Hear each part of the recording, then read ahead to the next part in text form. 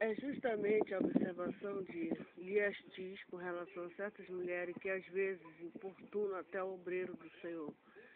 Diz ele, há mulheres que recusam o homem como participante da vida sexual, e isso um pouco por aversão à parte que desempenham na função sexual, mas não sabem renunciar completamente o homem como estímulo da sua feminilidade. Escolhe com um amigo, mais inconsciente que conscientemente, o celibatário, pois se sente assim mais segura dos perigos da maternidade. Concentram-se nele todos os afetos que de outra forma, dada a intensidade do desejo, sem ligação, trabalhariam no ar, desde que esta situação não pode dar satisfação completa. A amizade degenera em toda espécie de bolores sentimentais, mórbidos e psicopatas. Cada pastor de alma que vive no meio do mundo o sabe por experiência.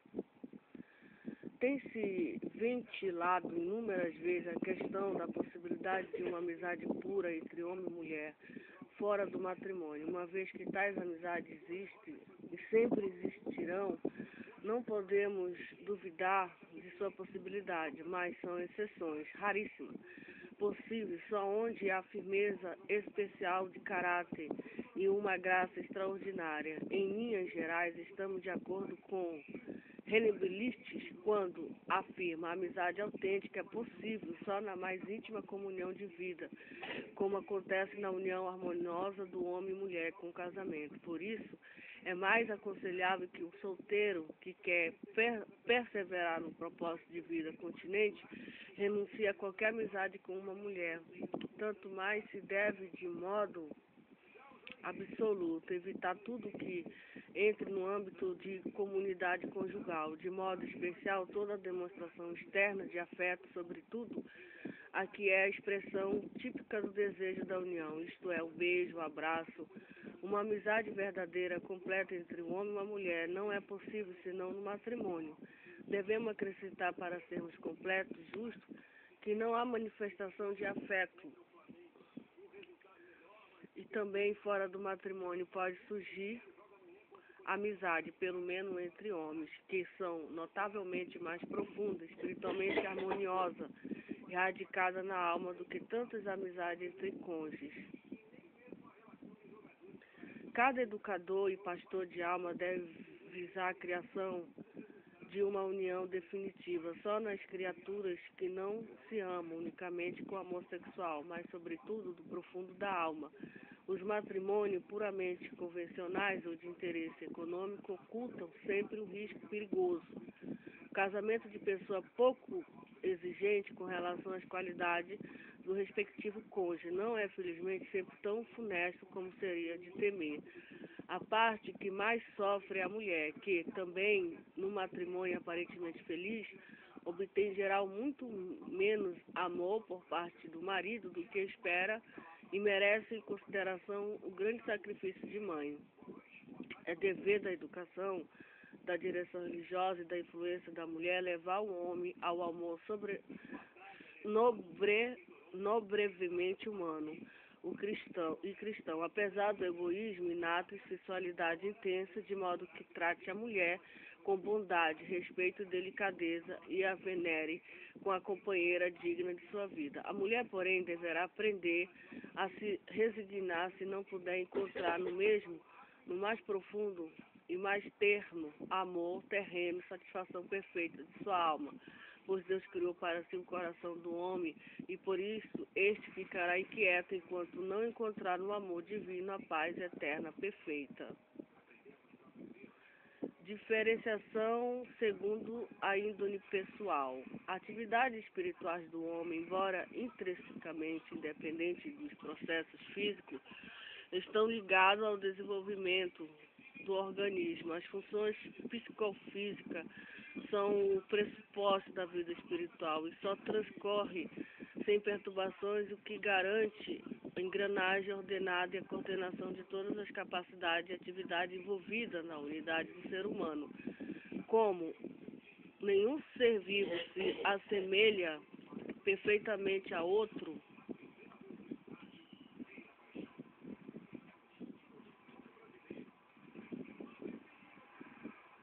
Assim, o indivíduo humano se distingue mais de todos os outros. Embora o corpo e a alma tenham forma típica e idêntica, cada homem é, última análise, de um mundo e assim, unidade que apresenta grande número de variações individuais. Por isso também são diferentes individualmente os processos psíquicos relativos. Com isso assumem um aspecto particular os procedimentos morais relacionados à compreensão dos valores, a experiência do dever, etc. O individualismo de um ser humano exprime-se, antes de tudo, na paixão dominante, no temperamento e no caráter.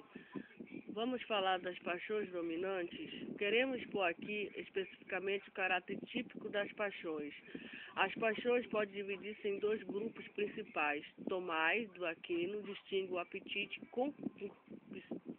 concupiscível e o irascível. Também a ciência psicológica mais moderna distingue duas paixões dominantes, a sensibilidade e o orgulho. Ambos termos têm sabor negativo, mas ambos podemos atribuir, e com razão, valor positivo e ver impulso de dedicação, impulso de amor.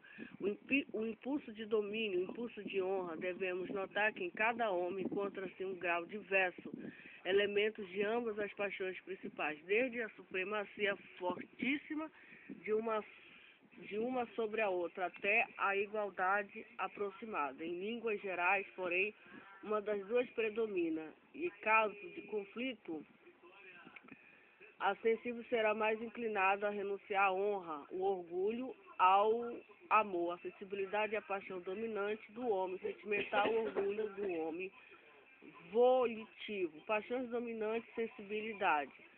Para compreender a natureza dessa paixão, é necessário conhecer as vaidades e as graduações do amor. O grau mais baixo do amor manifesta-se só no ardor de um sentimento espontâneo e não senão um processo vital, instintivo de ordem física. Vem depois o grau do amor natural, dirige o plasma, o instinto obscuro, a luz do discernimento e com a vontade forte. Seu componente principal é a espiritualidade própria ao homem. O grau mais alto do amor atingível nesta vida é o amor sobrenatural. Deixa-se conduzir pela fé e pela graça e abraça toda a criação, de modo especial a humanidade, por amor a Deus. A pessoa dominada pela sensibilidade sente propensão natural forte para tornar felizes as outras pessoas.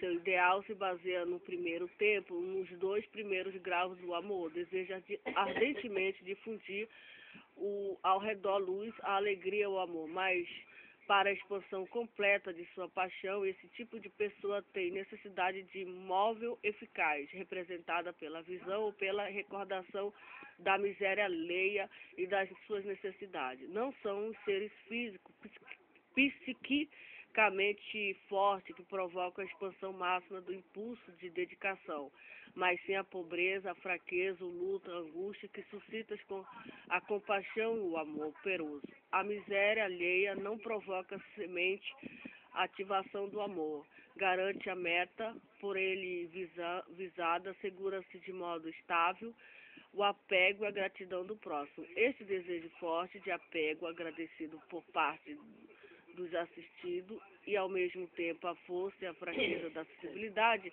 quer tornar os outros felizes. Nenhum sacrifício e nenhuma renúncia são demasiado para o amor cheio de dedicação, mas em troca quer a gratidão. Não pode e não quer renunciar a ele, justamente porque aí está a força secreta e a mola que o impele com alegria para o sacrifício. Também um homem sensível, de igual maneira, orgulhoso, deseja dominar não, porém, pela força ou violência, mas, o que parece contradição, pela força do amor cervical.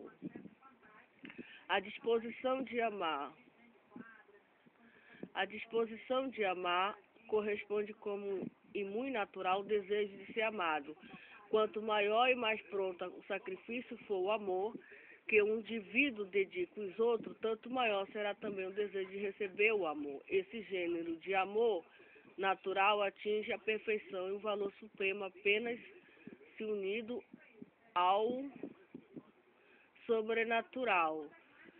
Só quando a chama do amor passional natural é revestida e purificada pelo amor desinteressado, exercido por amor a Deus, isto é, pelo amor sobrenatural, é que o instinto de doação por natureza egoísta recebe a força de enfrentar até o sacrifício supremo, ignorado e recusado pela natureza de dar-se sem reserva, mesmo no caso de não encontrar correspondência, mas até a indiferença, a ingratidão, talvez a aversão e ódio. O amor sobrenatural, fruto da graça, desenvolve-se com a maior força onde encontra o bom fundamento de paixão ordenada, sensibilidade, instinto de dedicação. Por outro lado, o amor sensível, isto é, natural, não pode despojar-se do egoísmo inato, senão pelo amor sobrenatural e sublimado.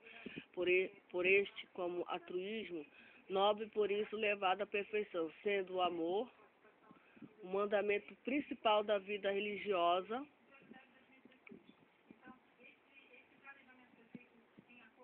e é evidente que as almas providas de espírito forte de abnegação pode vangloriar-se de ter obtido um talento precioso para as obras e para o caminho da vida. As vantagens, os frutos dessa paixão, se bem cultivada, são força de sacrifício, paciência, longanimidade, cuidado, humildade, tato, compreensão, interesse, capacidade de compartilhar das alegrias e do sentimento alheios, da estirpe dos homens dotados de grande força de abnegação, é que Deus chama o maior número de missionários, pastores, médicos, enfermeiros, educadores, professores, etc. São os homens que constroem a sociedade. Naturalmente, as vantagens da grande capacidade de abnegação correspondem também muitas desvantagens e perigos, cada um dos quais, em caso de vigilância descuidada, pode levar ao afastamento extremo em relação a Deus. São, especialmente, a falta de iniciativa e de dependência, sugestionabilidade, fraqueza e gosto pelos elogios, facilidade pela simpatia, antipatia, tendência à afetação, sustentabilidade, parcialidade, inclinação para o fantástico, comodidade e tendência para os prazeres sensuais. Para evitar todos esses perigos, é preciso vigilância severa, abnegação, exercício de vontade, a graça divina para a vida religiosa, moral. E decisivo, o uso que o homem faz do forte impulso de dedicação dirige-se para Deus e para os homens, para prestar-lhes honra e demonstrar amor verdadeiro ao voltar-se para si mesmo, para procurar a finalidade própria e a última no amor terrestre. A paixão dominante e o orgulho. A atitude psíquica do orgulho é essencialmente diferente do sensível. Neste caso, o valor máximo não consiste no amor, mas na honra. A força fundamental do seu espírito não é o desejo de dedicação, mas a tendência para impor-se e agir. O gerador que move não é indigência alheia, mas as dificuldades e os obstáculos que devem ser superados pela luta. Características do homem dominado pelo orgulho e a vontade de lutar, despertada diante de uma resistência oposta, incitando a superar dificuldades notáveis. Quando maiores forem obstáculos, tanto mais flexível se tornará a vontade de lutar e de vencer. Não conhece compromisso nem capitulações. A alegria e a glória consiste em ser flexível, lutar até a vitória ou até a morte. As vantagens dessa disposição natural são a capacidade de dirigir o espírito de iniciativa, coragem, energia, diligência e visão clara da meta. Dessa têmpera são os comandantes políticos, exploradores, naturalistas, inventores, cientistas, organizadores, fundadores de ordens, chefes de igreja e do Estado. Aos consideráveis aspectos luminosos dessa paixão correspondem os relativos aspectos sombrios. São tendência ao egoísmo, capricho, obstinação, mania de domínio, levada até a tirania, dureza de coração, raiando a crueldade, cólera, indelicadeza, brutalidade, vaidade, ambição desmedida, altivez, desobediência, megalomania, autocomplacência, presunção.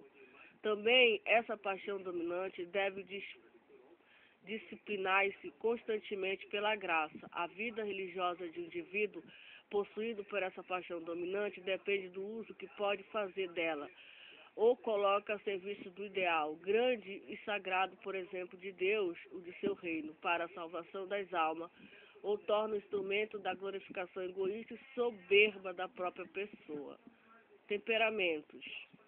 Merece particular relevo para a compreensão da personalidade do indivíduo o conhecimento do seu temperamento. Por temperamento, estende-se a disposição fundamental da alma que caracteriza a sensibilidade receptiva quanto a índole, força, profundidade e duração.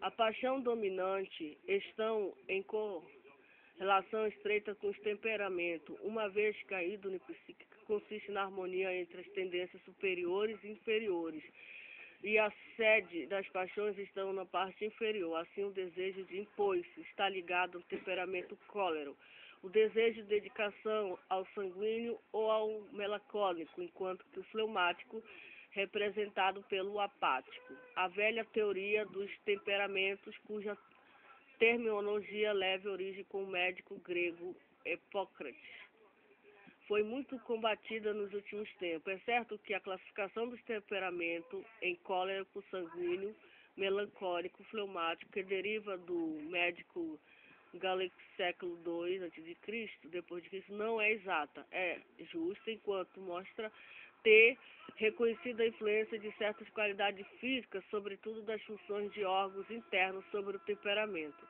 O linguajar, como fala de sangue quente, sangue frio, etc. Com isso, se obtém uma expressão justa do contraste entre os diversos temperamentos cólero, fleumático e sanguíneo melancólico. Há muito tempo, o próprio povo percebeu que o temperamento depende do sistema sanguíneo. Hoje a ciência médica confirma quanto procura explicar a relação entre constituição física e índole psíquica pelas correlações harmônicas entre as glândulas internas e o cérebro. Todavia, não podemos negar que a velha doutrina dos temperamentos, sobre o ponto de vista prático, até hoje não foi ainda substituída e nem tornada à superfície por qualquer outra concepção equivalente, não só do ponto de vista prático, no campo da psicologia e da caracterologia, e de grande valor a classificação tradicional dos temperamentos, mas é plenamente justificada também teoricamente quando classificamos o grau de emotividade no aspecto duplo de sensibilidade receptiva e capacidade de reação, as diversas combinações da sensibilidade receptiva forte ou fraca, com a capacidade de reação da origem quanto ao temperamento.